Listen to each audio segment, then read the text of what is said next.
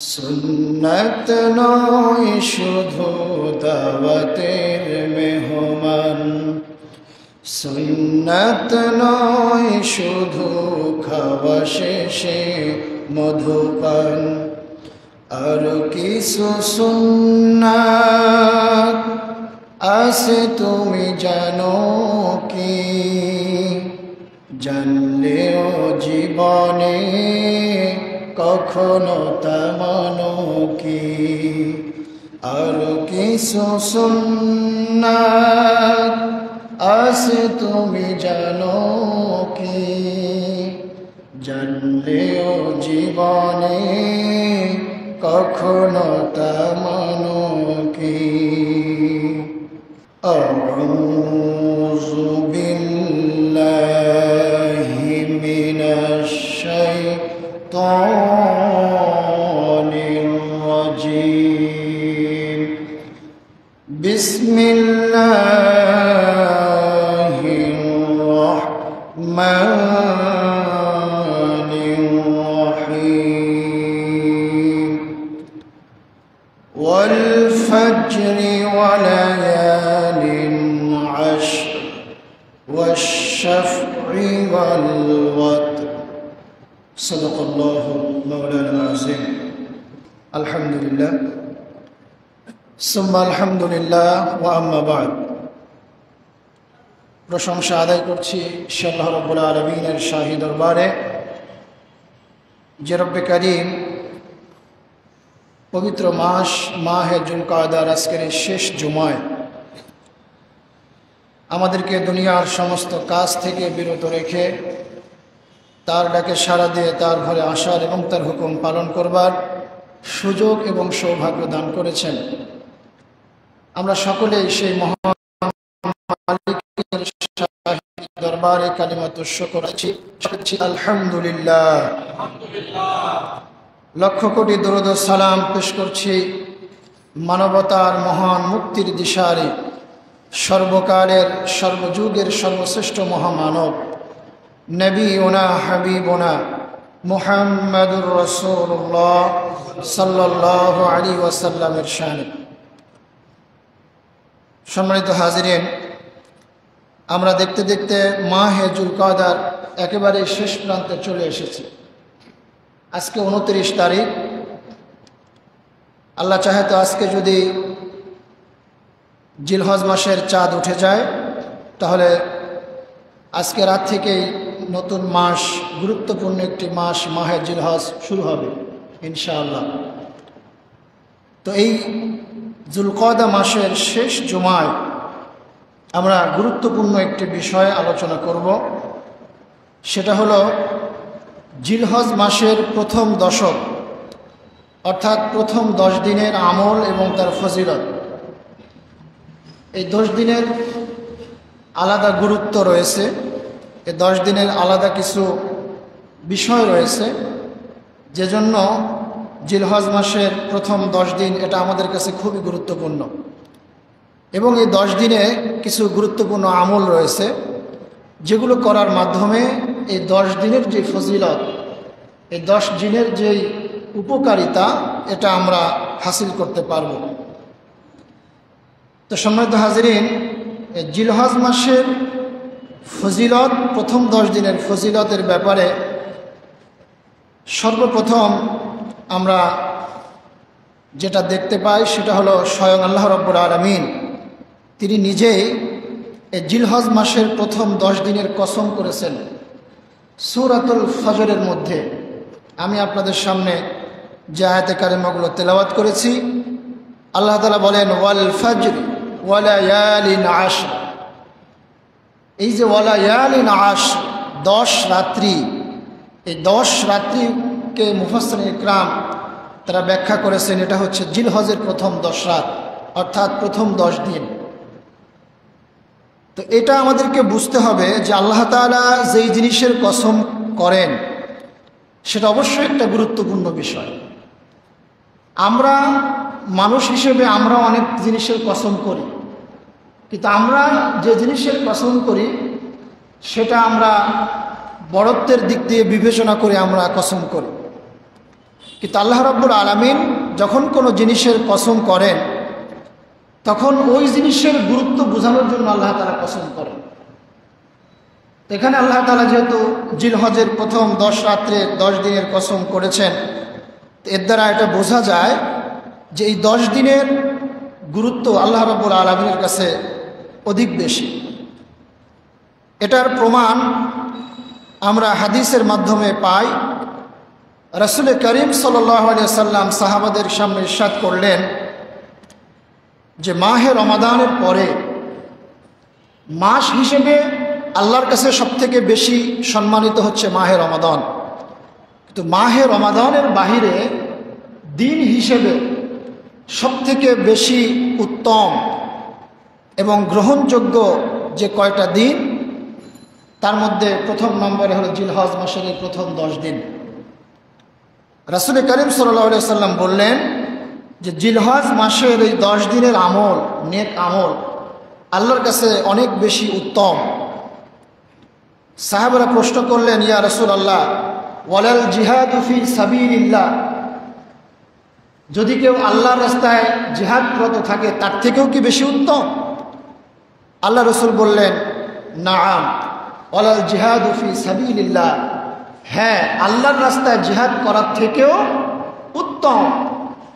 কিন্তু আল্লাহ রাসূল বললেন, ইল্লার রাজুল, ওই ব্যক্তি ছাড়া যেই ব্যক্তি তার জান এবং মাল নিয়ে, অর্থাৎ তার সম্পদ নিয়ে এবং সে নিজে আল্লাহর রাস্তায় জিহাদে নেমে গিয়েছে এবং সে জিহাদ থেকে কোনো কিছুই নিয়ে ফিরে আসতে পারে না, অর্থাৎ তার মালও সব খরচ হয়ে গিয়েছে, তার জানও তিনি আল্লাহর রাস্তায় বিলিয়ে দিয়েছেন, অর্থাৎ শহীদ হয়ে গিয়েছেন, এই ব্যক্তির বিষয়টা আলাদা। কিন্তু এছাড়া আল্লাহ রাব্বুল আলামিনের কাছে জিলহজ মাসের প্রথম 10 দিনের আমল, নেক আমল আল্লাহর রাস্তায় জিহাদে যাওয়ার থেকেও বেশি উত্তম। সুবহানাল্লাহ ওয়া বিহামদিহি। তাহলে দেখেন আল্লাহর কাছে বেশি মর্যাদা সম্পন্ন মৃত্যু হচ্ছে শহীদি মৃত্যু। শহীদদেরকে আল্লাহ তাআলা কিয়ামতের দিন তাদের কোনো হিসাবও নেবেন না, তাদের কোনো বিচারও করবেন না, বিনা হিসাবে বিনা বিচারে আল্লাহ তাদেরকে জান্নাত দিয়ে দিবেন। সুবহানাল্লাহ। তাহলে সেই শহীদি মৃত্যু তো হয়, এটা কি ঘরে বসে শহীদি মৃত্যু হয় কখনো? আল্লাহর রাস্তায় জিহাদ করতে গেলেই না সেখানে শহীদ হয়। তাহলে এখানে জিলহজ মাসের প্রথম 10 দিনের নেক আমলকে ওই রাস্তায় জিহাদ থেকেও বেশি উত্তম বলা হয়েছে। তাহলে এটা আমাদেরকে অবশ্য অনুধাবন করতে হবে যে এটা কত বেশি গুরুত্বপূর্ণ আমাদের জন্য। এই 10 দিন, জিলহজ মাসের প্রথম 10 দিন, এটা অবশ্যই আমাদেরকে যে আমলের কথাগুলো বলা হয়েছে সামনে আমরা আলোচনা করব, এই আমলগুলোর মধ্য দিয়ে আমাদেরকে 10 দিন অতিবাহিত করা প্রয়োজন বা দরকার। এর দ্বারা আমরা আল্লাহ রাব্বুল আলামিনের কাছে উত্তম জাযা আমরা অর্জন করতে পারবো ইনশাআল্লাহ। প্রিয় হাজিরিন, কিন্তু দুঃখের বিষয়, জিলহজ মাসের চাঁদ ওঠার সঙ্গে সঙ্গে আমাদের অনেকের কাছে একটা ছবি ভেসে ওঠে, সেটা হলো গরুর গোশতের ছবি। অনেকে জিলহজ মাসের চাঁদ উঠলেই কুরবানির দিন গরুর গোশত খাবে, এরকম একটা প্রিপারেশন তারা নিতে থাকে। কেউ বা নতুন ফ্রিজ কিনে মাংসগুলো স্টোরেজ করার জন্য, কেউ বা হিসাব কিতাব করে যে আমি কোরবানি দেওয়ার পরে কয় কেজি গোশ আমার ভাগে পাবো, আমার আত্মীয় স্বজন যারা আছে সবাইকে নিয়ে মোটামুটি এবার কোরবানিটা উদযাপন করা যাবে কিনা, এরকম অনেক ক্যালকুলেশনে নানানজন নানানভাবে ব্যতিব্যস্ত হয়ে যায়। কিন্তু আল্লাহ রাব্বুল আলামিন এবং আল্লাহ রাসূল সাল্লাল্লাহু আলাইহি সাল্লাম, আল্লাহ তাআলা যেই 10 দিনের কসম করলেন আর আল্লাহ রসুল যেই 10 দিনের নেক আমলের কথা বললেন, আল্লাহর রাস্তায় জিহাদ করা থেকে উত্তম, আমরা ওই দিকে কোনো খেয়াল করি না। ওই আমলের দিকে আমাদের কোনো চিন্তা নাই যে এই 10 দিনে কিছু আমল আমাদের করা দরকার। এই 10 দিন আমাদের জন্য বেশি গুরুত্বপূর্ণ বা ফজিলতপূর্ণ, এই চিন্তা আমাদের মধ্যে আসে না। প্রিয় হাজরিন, এই 10টি দিন গুরুত্বপূর্ণ হওয়ার কিছু কারণ রয়েছে। কারণ আমরা জানি মাহে রমাদান এত বেশি সম্মানিত হয়েছে, এত বেশি মর্যাদাপূর্ণ হয়েছে একটা মাত্র কারণে, সেটা হলো উনজিলা ফীহিল কোরআন, কোরআন নাজিল হওয়ার কারণে। তো ঠিক তেমনিভাবে এই যে 10টা দিন আল্লাহর কাছে এত বেশি মর্যাদার কেন হলো, এটার গুরুত্ব এত বেশি কেন, এটারও কিছু কারণ রয়েছে। এটার 1 নম্বর কারণ হলো এই 10 দিনের কসম আল্লাহ তাআলা কোরআনুল কারিমে করেছেন, যেটা আমি এর আগে আপনাদেরকে বলেছি। আল্লাহ তাআলা বলেছেন ওয়াল ফাজরি ওয়া লায়ালিন আশর, ফজরের কসম এবং 10 রাত্রির কসম। আর এই 10 রাত্রির ব্যাখ্যায় মুফাসসিরিন কিরাম বলেছেন এটা হলো জিলহজের প্রথম 10 দিন। তাহলে 1 নম্বর কারণ হলো এই গুরুত্ব পাওয়ার যে আল্লাহ তাআলা মহাগ্রন্থ আল কোরআনে এই 10 দিনের কসম আল্লাহ তাআলা করেছেন। যেহেতু আল্লাহ তাআলা এই 10 দিনের কসম করেছেন, সেহেতু নিঃসন্দেহে বোঝা যায় যে 10 দিনের গুরুত্ব রয়েছে, তাৎপর্য রয়েছে। দ্বিতীয় নম্বরে এই 10 দিনের গুরুত্বপূর্ণ হওয়ার কারণ হলো যে এই 10 দিনের 10ম দিনে অর্থাৎ জিলহজের 10 তারিখে, 9 তারিখে হলো পবিত্র হজ অর্থাৎ আরাফা মাধ্যমে হজ অনুষ্ঠিত হয়ে থাকে। যেই হজটা মুসলিম উম্মাহের একটি মহামিলন, যেই হজের মাধ্যমে আল্লাহর নৈকট্য হাসিল করা যায়। এই যে একটা মহামিলন বা ইসলামের 5টা স্তম্ভের মধ্যে একটা অন্যতম স্তম্ভ হজ, যেটা এই জিলহজ মাসের এই দশকের মধ্যেই অনুষ্ঠিত হয়। এটা হচ্ছে দ্বিতীয় কারণ। হজটা কতটা গুরুত্বপূর্ণ আল্লাহ রাব্বুল আলামিন বলছেন ওয়ায়াযকুরুসমাল্লাহি ফি আইয়ামিন মা'লুমাত, তার ওই সমস্ত বান্দারা নির্দিষ্ট কিছু দিন সমূহে আল্লাহকে স্মরণ করে। আল্লাহকে স্মরণ করার কথা এখানে বলা হয়েছে আরাফার ময়দানের কথা, অর্থাৎ আরাফার ময়দানে গিয়ে হাজী সাহেবেরা আল্লাহ রাব্বুল আলামিনের কাছে যে এককভাবে একত্রিত সমস্বরে একত্রিত হয়ে লাব্বাইক আল্লাহুম্মা লাব্বাইক ধ্বনিতে আকাশ বাতাস মুখরিত করে আল্লাহর সেই আল্লাহর প্রতি আনুগত্য দেখাতে গিয়ে তারা তাদের শারীরিক এবং আর্থিক কোরবানি করে। এটার সর্বোচ্চ প্রদর্শন তারা সেখানে করে, এর মাধ্যমে আল্লাহর স্মরণ সেখানে করা হয়। আর আল্লাহ রাব্বুল আলামিন এজন্যই কোরআনুল কারিমে কথাটা বলেছেন যে তার বান্দারা, আল্লাহর বান্দারা নির্দিষ্ট কিছু দিনে নির্দিষ্ট কিছু সময়ে আল্লাহর স্মরণের মাধ্যমে আল্লাহ তাআলাকে সমুন্নত করেন, আল্লাহর নামকে সমুন্নত করেন তাকবীরের মাধ্যমে। এটা হলো 2 নম্বর কারণ, যে প্রথম দশকের মধ্যে পবিত্র হজ অনুষ্ঠিত হয়। 3য় নম্বর কারণ, রাসূল সাল্লাল্লাহু আলাইহি ওয়াসাল্লাম বলেছেন আফদালু আইয়ামিদ দুনিয়া আইয়ামিন আশর, অর্থাৎ এই দুনিয়ার মধ্যে সবথেকে বেশি উত্তম, সবথেকে বেশি শ্রেষ্ঠ দিন হলো আইয়ামে আশর, অর্থাৎ এই 10 দিন জিলহজের এই 10 দিন, এটাকে বলা হয়েছে শ্রেষ্ঠতম দিন বছর সমূহের মধ্যে রাসূল করিম সাল্লাল্লাহু আলাইহি সাল্লামের ভাষ্য মতে। এটা হলো 3 নম্বরের কারণ, এটা ফজিলতপূর্ণ হওয়ার। 4র্থ নম্বরের কারণ হলো ফাতহুল বারির প্রণেতা তিনি তার কিতাবের মধ্যে উল্লেখ করেছেন যে এই জিলহজ মাসের যে প্রথম 10টি দিন, প্রথম দশক, এই প্রথম দশকের মধ্যে ইসলামের যে মৌলিক ইবাদত, ইসলামের যে মৌলিক কিছু ইবাদত আছে, যেমন নামাজ, সিয়াম, দান, সাদাকা, কুরবানি, আল্লাহর সন্তুষ্টির জন্য হজ, এই যে মৌলিক কিছু ইবাদত, এই সব ইবাদতগুলির একটা সন্নিবেশ এই প্রথম দশকের মধ্যে হয়ে যায়। এরকম অন্য কোনো মাসে হয় না। যেমন আপনি মাহে রমাদানের রোজা রাখেন ফরজ হিসেবে, কিন্তু আপনি সারা বছরই আপনি রোজা রাখতে পারেন। আপনি জাকাত আমরা মাহে রমাদানে দেই ঈদুল ফিতরকে সামনে করে, কিন্তু জাকাত সারা বছরই দেওয়ার সুযোগ আছে। কিন্তু কুরবানি কিন্তু আপনি সারা বছর যে কোনো সময় আপনি ইচ্ছা করলে কুরবানি দিতে পারবেন না, সেটা আপনার শুধুমাত্র জবেও হবে। দান সাদাকা আপনি ইচ্ছা করলে সারা বছর করতে পারবেন, কিন্তু হজ যেটা, এটা কিন্তু আপনি সারা বছর করতে পারবেন না, ওই নির্দিষ্ট সময়ে ওই দিনই আপনাকে করতে হবে। আপনি সারা বছর ওমরা করতে পারবেন, কিন্তু ফরজ যে হজটা সেটা আপনাকে ওই নির্দিষ্ট সময়েই করতে হবে। তাহলে এই যে মৌলিক যে গুরুত্বপূর্ণ কিছু ইবাদত, এগুলোর সন্নিবেশ এই জিলহজের প্রথম দশকে সংগঠিত হয়েছে। এটার কারণে এই দিনের গুরুত্ব বেড়ে গিয়েছে। যেমন এখানে গুরুত্বপূর্ণ কিছু দিন রয়েছে। 1 নম্বরে যেটা, সেটা হলো আরাফার দিন, ওকুফে আরাফা যেটা বলে। অর্থাৎ 9 তারিখ, জিলহজ মাসের 9 তারিখ হাজী সাহেবেরা আরাফার ময়দানে একত্রিত হয়। আরাফার কিছু বৈশিষ্ট্য রয়েছে। এই আরাফার দিনেই আল্লাহ রসুলের বিদায় হজের সময়, এই আরাফার দিনেই আল্লাহ রাব্বুল আলামিন আমাদের জন্য ইসলামকে, আল্লাহর নিয়ামতকে আমাদের জন্য পরিপূর্ণ করেছিলেন, আর ইসলামকে আমাদের জন্য দিন হিসেবে নির্দিষ্ট করে দিয়েছিলেন। প্রিয় হাজিরিন, আল্লাহ রাব্বুল আলামিনের রাসূল মুহাম্মদুর রাসূলুল্লাহ সাল্লাল্লাহু আলাইহি ওয়াসাল্লাম বিদায় হজের ভাষণের সময় আল্লাহ রাসূল যখন উপস্থিত জনতাকে উদ্দেশ্য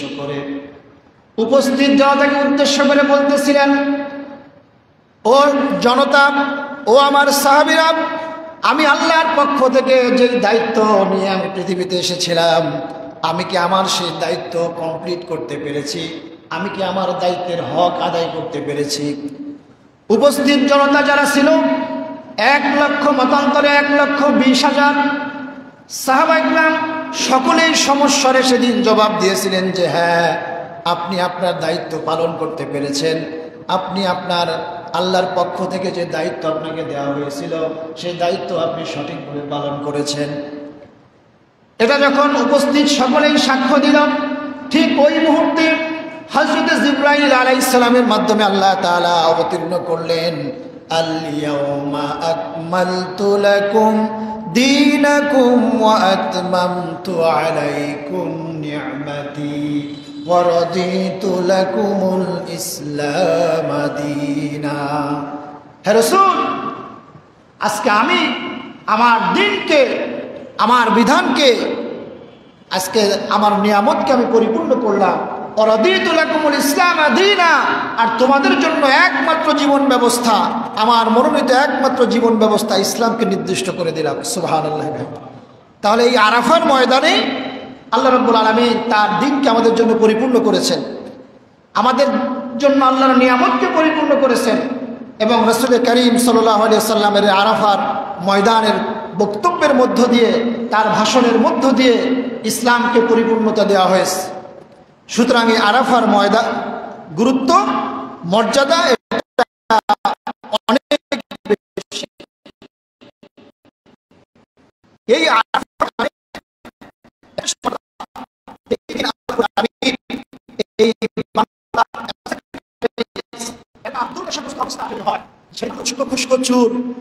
উদ্ভ্রান্ত চেহারা, চেহারার মধ্যে ক্লান্তির ছাপ, এই রকমের চেহারা নিয়ে আরাফাতের ময়দানে হাজির।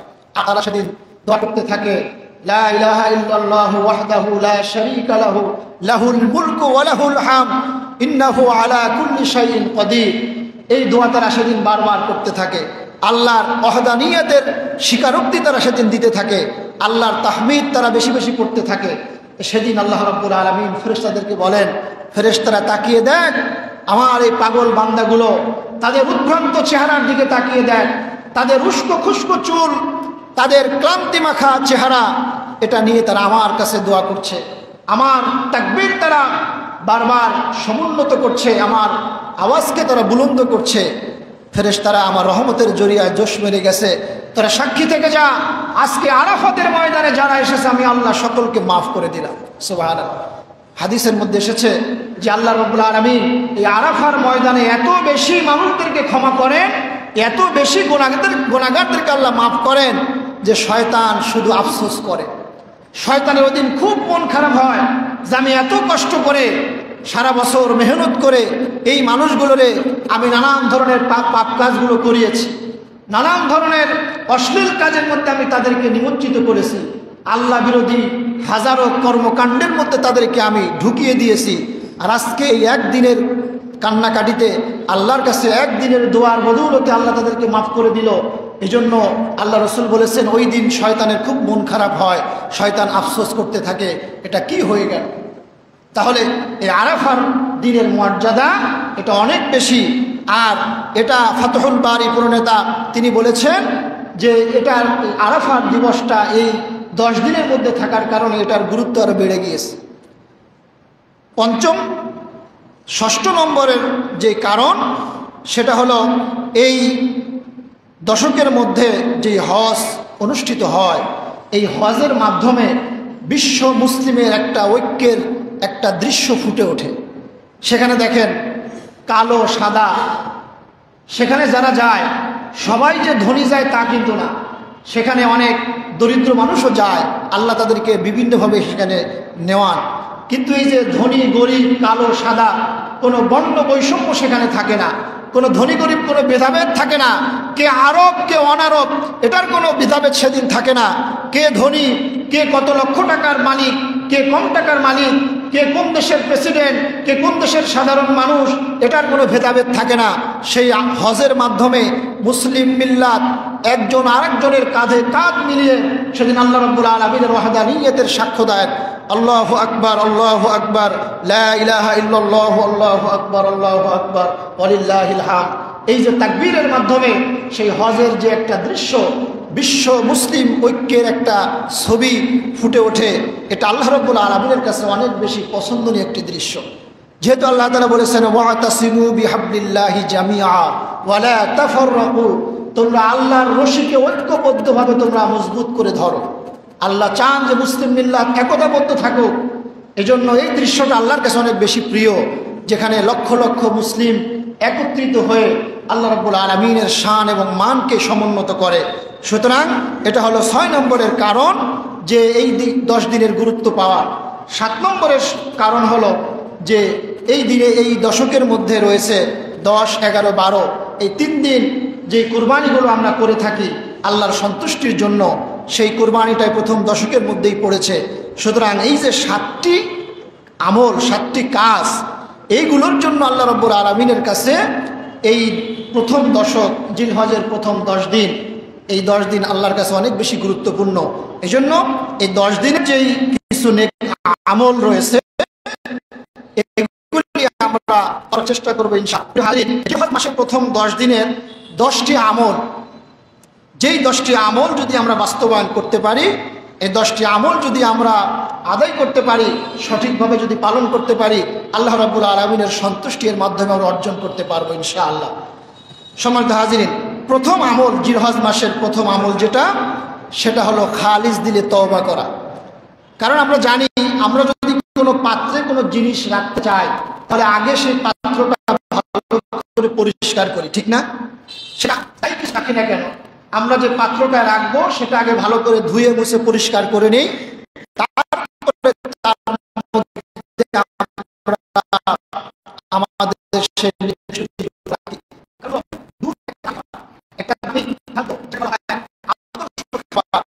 এবং দুধ হচ্ছে একটা জান্নাতি নিয়ামতের খাবার। দুধটা বেশি দামি, কিন্তু আপনি যদি এমন একটা পাত্রের মধ্যে এই দুধটা রাখেন যে পাত্রটা অপরিষ্কার, যে পাত্রের মধ্যে ময়লা আছে, আচ্ছা বলেন তো এই ময়লা পাত্রের মধ্যে দুধ রাখলে সেই দুধ কি আর খাওয়া যাবে? আমরা যদি মধু রাখি, মধু তো একটা জান্নাতি নিয়ামত, যে মধুর ব্যাপারে আল্লাহ রসুল বলেছেন কালোজিরা এবং মধু মৃত্যু ছাড়া সব রোগের প্রতিষেধক। সুবহানাল্লাহ। তাহলে এত দামি একটা খাবার মধু, সেটা যদি আমরা কোনো অপবিত্র বা অপরিষ্কার কোনো পাত্রে রাখি, সেই মধু কি সেখান থেকে খাওয়া যাবে? যাবে না। এটা যেমন সত্য কথা, ঠিক তেমনিভাবে এই যে 10 দিনের যেই গুরুত্ব, আমলের যে এটার যে মর্যাদা, এটার যে সম্মান, এটার যে তাৎপর্য রয়েছে, এটা যদি আমরা অর্জন করতে চাই তাহলে অবশ্যই আমাকে আগে আমার দিলকে পরিষ্কার করতে হবে, আমার অন্তরকে সাফ করতে হবে, গুনাহমুক্ত করতে হবে। আর গুনাহমুক্ত করার মাধ্যম হলো ক্ষমা এবং তওবা, ইস্তিগফার এবং তওবা। এটার মাধ্যমেই মূলত আমরা আমাদের গুনাহকে মুক্ত করাতে পারবো, এছাড়া আমাদের গুনাহমুক্ত হওয়ার কোনো পদ্ধতি নাই। সুতরাং 1 নম্বরে যে কাজটা, আমলটা আমাদেরকে করতে হবে, সেটা হলো আমাদেরকে খাঁটি দিলে তওবা করতে হবে। কারণ আল্লাহ রাব্বুল আলামিন বলেন ইয়া আইয়ুহাল্লাযীনা আমানু তুবু ইলাল্লাহি তাওবাতান নাসুহা। হে ঈমানদারগণ, হে বিশ্বাসীগণ, তুবু ইলাল্লাহ, তোমরা আল্লাহর কাছে তওবা করো। তাওবাতান নাসুহা, খাঁটি দিলে তওবা করো। যেরকম ভাবে তওবা করলে ওই গুনাহে আর ফিরে যাওয়ার কোনো সম্ভাবনা নাই, এইরকম তওবা করতে হবে। আল্লাহ রাব্বুল আলামিন তার বান্দা দেখে আশার বাণী শোনাচ্ছেন, যে আমার বান্দা, গুনাহ করতে করতে যদি তোমার জীবনটা শেষ হয়ে যেয়ে থাকে, তুমি যদি মনে করো আমার গুনাহ করতে করতে আমার কল্পটাকে একেবারে আমি শেষ করে ফেলেছি, জাহান্নাম ছাড়া কোনো গতি নাই, জাহান্নামে যাওয়া ছাড়া আমার কোনো উপায় নাই, এরকম চিন্তা যদি কেউ করে থাকে, কেউ যদি এরকম পর্যায়ে যেয়ে থাকে, আল্লাহ রাব্বুল আলামিন ওই সমস্ত বান্দাদেরকে আশার বাণী শোনাচ্ছেন এভাবে, কুল ইয়া ইবাদিয়াল্লাযীনা আসরাফু আলা আনফুসিহিম লা তাকনাতু মির রাহমাতিল্লাহ। কুল ইয়া ইবাদিয়াল্লাযীনা আসরাফু আলা আনফুসিহিম, হে নবী আপনি বলেন, হে আমার বান্দারা, তোমরা কি গুনাহ করে করে নিজের নফসটাকে একেবারেই শেষ করে ফেলেছো, একেবারেই জাহান্নামের উপযোগী করে ফেলেছো? তাহলে তোমরা শোনো, লা তাকনাতু মির রাহমাতিল্লাহ, তোমরা আল্লাহর রহমত থেকে নৈরাশ হয়ে যেও না। আল্লাহর রহমত অনেক বেশি। তুমি কতটা গুনাহ করেছো প্রিয় ভাইরা, আমার আপনার গুনাহ যদি আমার আপনার মাথা পর্যন্ত হয়, তাহলে আল্লাহর রহমত, আল্লাহর ক্ষমা আমার আপনার ঘরের ছাদ পর্যন্ত বিস্তৃত। আমার আপনার গুনাহ যদি আমার আপনার ঘরের ছাদ পর্যন্ত বিস্তৃত হয়, তাহলে আল্লাহ রাব্বুল আলামিনের ক্ষমা, আল্লাহ রাব্বুল আলামিনের রহমত, আল্লাহ রাব্বুল আলামিনের করুণা আকাশ পর্যন্ত বিস্তৃত। আমার আপনার গুনাহ যদি ওই আকাশ পর্যন্ত বিস্তৃত হয়, তাহলে আল্লাহ রাব্বুল আলামিন আরশে আজিম পর্যন্ত ক্ষমা এবং করুণা, ক্ষমার বার্তা নিয়ে আল্লাহ রাব্বুল আলামিন তার বান্দাদেরকে ডাকতে থাকেন, ইয়া ইবাদিয়াল্লাযীনা আসরাফু আলা আনফুসিহিম লা তাকনাতু মির রাহমাতিল্লাহ।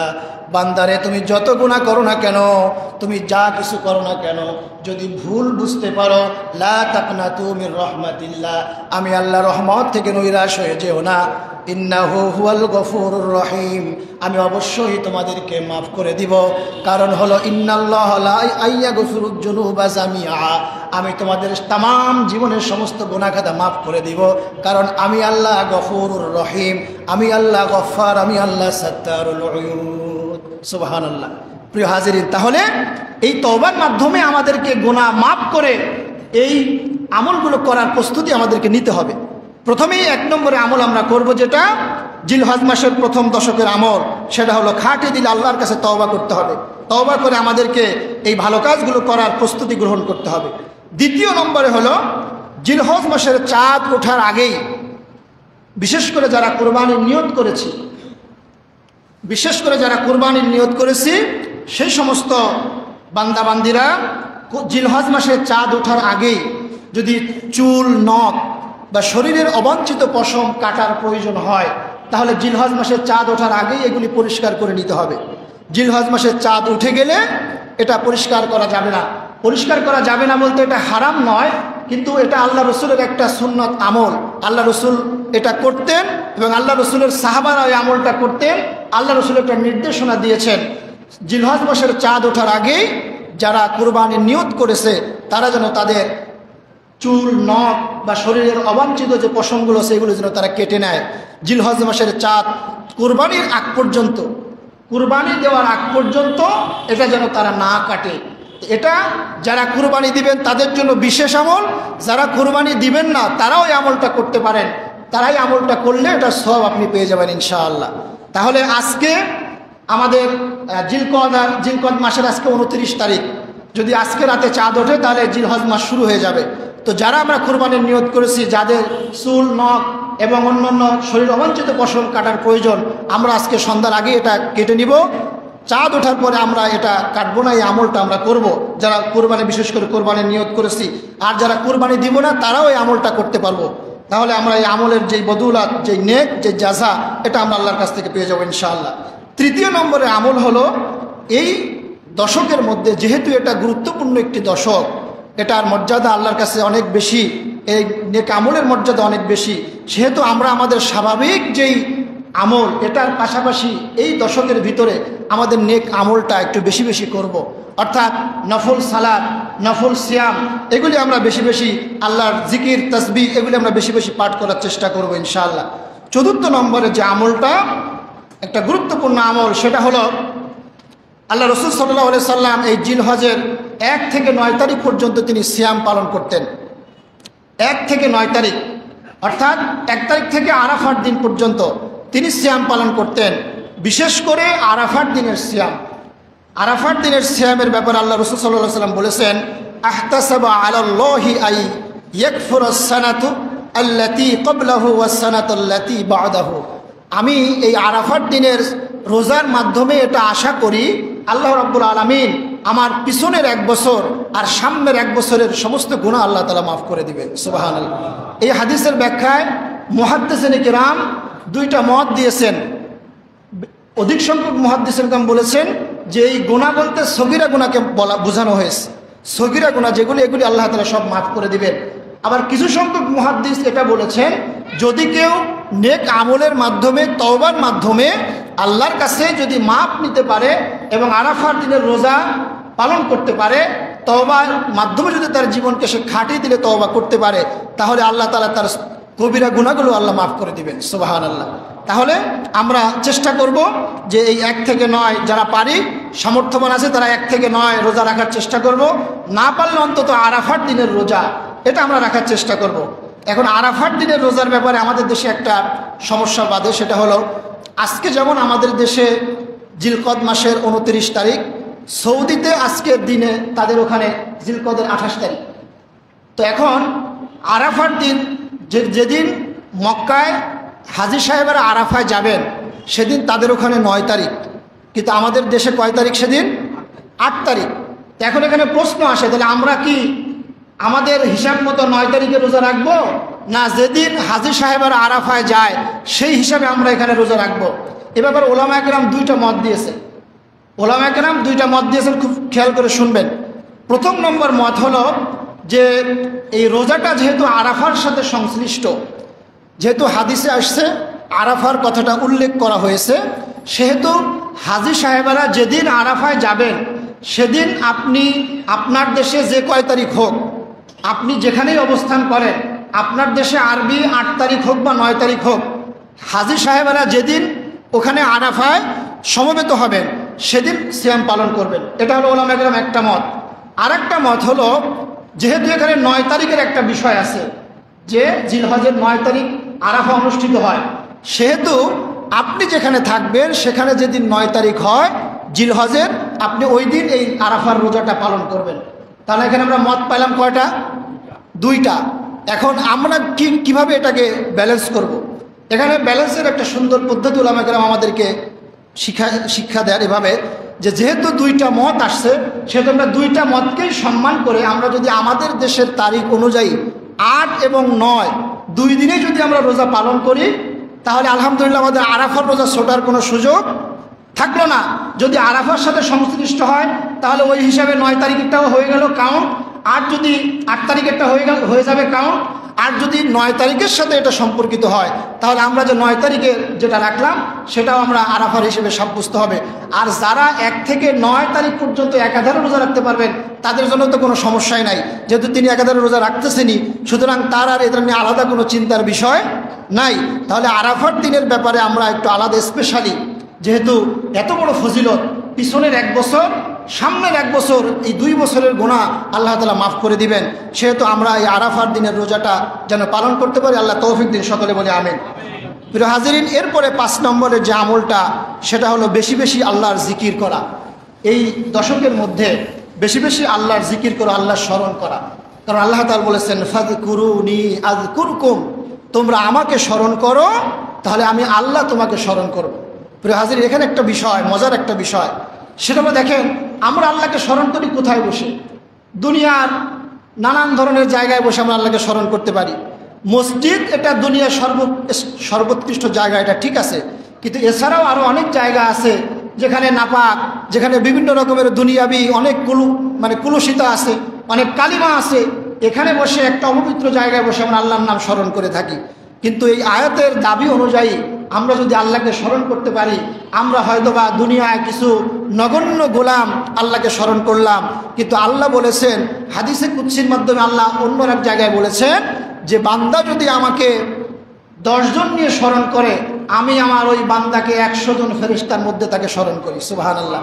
তাহলে আল্লাহর স্মরণ, আল্লাহ যেখানে বসে স্মরণ করবেন সেই জায়গার পবিত্রতা, আল্লাহর সেই মজলিসের পবিত্রতা আমাদের এই দুনিয়ার মজলিস থেকে হাজার লক্ষ কোটি গুণের থেকেও বেশি মর্যাদা সম্পন্ন। সুতরাং আমরা যদি বেশি বেশি আল্লাহর নামে জিকির করি আজকে তো আমাদের দেশে অনেক রকমের জিকির বের হয়েছে। অনেকে অনেক বাবার নামেও জিকির করে, অনেকে দাঁড়ায় বসে বসে কুদালি জিকির, এরপরে আরও অনেক কী কী নাম দিয়েছে জিকিরের। অনেকে শাহালি বাবার জিকির করে, কেউ আরও অন্য অন্য বাবার নামে জিকির করে। নাউযুবিল্লাহ মিন যালিক। জিকির হইতে হবে শুধুমাত্র আল্লাহর নামে, এবং এই জিকিরের বিষয়ে আরেকদিন বিস্তারিত আলোচনা করবো ইনশাআল্লাহ। তবে আল্লাহ রাব্বুল আলামিনের যে নির্দেশনা জিকিরের ব্যাপারে আল্লাহ তাআলা বলেছেন, ইয়া আইয়ুহাল্লাযীনা আমানু যিকুরুল্লাহা যিকরান কাসীরা, হে ঈমানদারগণ তোমরা বেশি বেশি আল্লাহর জিকির করো, আল্লাহকে স্মরণ করো। কারণ আমরা যদি আল্লাহকে স্মরণ করি, আল্লাহ আমাদেরকে বেশি স্মরণ করবেন। আর আল্লাহ যে বান্দাকে স্মরণ করেন তার কোনো দুঃখ দুর্দশা কষ্ট থাকবে না। তাহলে আমরা বেশি বেশি আল্লাহকে স্মরণ করবো ইনশাআল্লাহ। 6 নম্বরের আমল হলো বেশি বেশি তাহলিল, তাকবীর এবং তাহমিদ পাঠ করা। তাহলিল, তাহমিদ, তাকবীর। তাহলিলটা হলো আল্লাহর ওয়াহদানিয়ত স্বীকার করা, অর্থাৎ আল্লাহকে এক বলে স্বীকার করা, লা ইলাহা ইল্লাল্লাহ, এটা হলো তাহলিল। আর তাহমিদটা হলো, তাকবীরটা হলো আল্লাহু আকবার, আল্লাহর বড়ত্ব ঘোষণা করা। আর তাহমিদটা হচ্ছে আলহামদুলিল্লাহ। আমরা যদি এটাকে একসঙ্গে বলি তাহলে এভাবে বলতে পারি, লা ইলাহা ইল্লাল্লাহু ওয়াহদাহু লা শারীকা লাহু লাহুল মুলকু ওয়া লাহুল হামদ ওয়া হুয়া আলা কুল্লি শাইইন কাদির। বা আমরা যদি আরেকভাবে বলতে পারি, লা ইলাহা ইল্লাল্লাহু আল্লাহু আকবার ওয়া লিল্লাহিল হামদ। এভাবে আমরা আল্লাহর এই তাহলিল, তাহমিদ এবং তাকবীর বলতে পারি। প্রিয় ভাইরা, এই দশক আসলে, জিলহজ মাসের এই দশক আসলে আল্লাহ রসুলের বিশিষ্ট সাহাবী আব্দুল্লাহ ইবনে ওমর, আবু হুরায়রা রাদিয়াল্লাহু তাআলা আনহুমা এবং আরও কিছু কিছু প্রমুখ সাহাবীগণ, তেনারা বাজারে চলে যেতেন। বাজারে গিয়ে তারা জোরে জোরে তাকবীর বলতেন। তাদের তাকবীর শুনে বাজারের অন্যান্য লোকেরাও তখন তাকবীর বলতো। অর্থাৎ তিনারা এই তাকবীর বলার মাধ্যমে যেই দশমে যে বেশি বেশি আল্লাহর নাম জপার যে বিষয়টা, আল্লাহর জিকিরের কথাটা তারা মানুষদেরকে স্মরণ করিয়ে দিতেন। এজন্য আমরাও এটা আমরা ট্রাই করব, আমরা এটা আমল করার চেষ্টা করব। বাজার ঘাটে, রাস্তায়, দোকানে মাকানে আমরা তাকবীরগুলো প্র্যাকটিস করব ইনশাআল্লাহ। এর মাধ্যমে আল্লাহ রাব্বুল আলামিনের নৈকট্য হাসিলের জন্য আমরা আরও বেশি নিকটবর্তী হতে পারবো। প্রিয় হাজিরিন, 7 নম্বরের সেটা হলো সামর্থ্যবান যারা, তারা হজ করবে। আমরা জানি আমাদের দেশ থেকে যারা সামর্থ্যবান আছেন তারা অলরেডি সৌদি আরবের উদ্দেশ্যে চলে গিয়েছেন। সেখানে আল্লাহর ঘর জিয়ারত, রাসূল করিম সাল্লাল্লাহু আলাইহি ওয়াসাল্লামের রওজায় সালাম পাঠানোর জন্য তারা সেখানে প্রস্তুতি নিচ্ছেন। এবং সেই হজ যারা সেখানে গিয়েছেন তাদের হজ যেন তাদের হজ্জে মাবরুর হয়, হজটা যেন কবুল হজ হয়। আমরা সকলে তাদের জন্য দোয়া করি, সকলে বলি আমিন। কিন্তু দুঃখের বিষয়, বর্তমান হজের যে ব্যবস্থাপনাটা, এটা অনেক বেশি কষ্টসাধ্য হয়ে গিয়েছে। আগে যেমন একজন মধ্যবিত্ত ইচ্ছা করলে তিনি হজ করতে পারতেন, কিন্তু বর্তমান হজের যে খরচ আমাদের দেশ থেকে করা হয়েছে, আপনি আশেপাশের কিছু কিছু দেশ খোঁজ নেবেন, এখন তো ইন্টারনেটে সার্চ দিলে সব কিছু পাওয়া যায়। আশেপাশে যে দেশগুলো আছে সেখান থেকে যারা হজে গিয়েছে তাদের দেশের খরচ হজের আর আমাদের দেশের হজের খরচ অনেক ডিস্টেন্স। এখানে বিমান কোম্পানি, বিমান সংস্থা কি করতেছে, অন্য অন্য ক্ষেত্রে যে তাদের যে ভর্তুকি, এগুলি হাজিদের কাছ থেকে তারা উসুল করতেছে। তাহলে এই যে যাদের এই কিছু টেকনিক্যাল কৌশলের কারণে যারা এই দায়িত্বে আছেন, তাদের কিছু নিয়ম কানুনের কারণে, কঠিন কিছু নিয়ম আরোপ করার কারণে এই যে হজ কঠিন হয়ে গেল, খরচ বেড়ে গেল। এই যে অনেক মানুষ কিছু সামর্থ্যের কিছু অল্পের জন্য তারা এই হজে যেতে পারলো না, কাল কিয়ামতের ময়দানে এই মানুষগুলোকে আল্লাহর কাছে আসামির কাঠগড়ায় দাঁড়াতে হবে। কারণ যারা আজকে দায়িত্বে আছেন, এটা তাদের কাছে আমানত, যেন বান্দারা সহজে আল্লাহর ঘরে যেতে পারে এই ব্যবস্থা তাদের করা উচিত ছিল। তাদের রাষ্ট্রের পক্ষ থেকে ভর্তুকি দিয়ে হলেও অন্তত হাজী সাহেবেরা যেন নির্বিঘ্নে তাদের চাহিদা মোতাবেক তারা যেন হজের জিয়ারতে যেতে পারে, এই ব্যবস্থা করা দরকার ছিল। আমরা তাদের জন্য দোয়া করি যে আল্লাহ রাব্বুল আলামিন তাদেরকে সুমতি দান করুন এবং এই বিষয়টা তাদের বুঝায় হৃদয়ঙ্গম করার তৌফিক দিন, যেন যাদের সামান্য একটু সামর্থ্য আছে, অনেকের ভিতরে আবেগ আছে, যাওয়ার ইচ্ছা আছে, কিন্তু অধিক খরচ হওয়ার কারণে এখন 6 থেকে 7 লক্ষ টাকা হজে খরচ হয়। এই টাকা দিয়ে আপনি বলেন মধ্যবিত্ত কোনো মানুষ হজে যাওয়া সম্ভব? যাদের দুর্নীতির টাকা আছে, অবৈধ ইনকাম আছে, তাদের কোনো সমস্যা নাই, ওরা তো 20 লক্ষ টাকা খরচ করে যেতে পারে।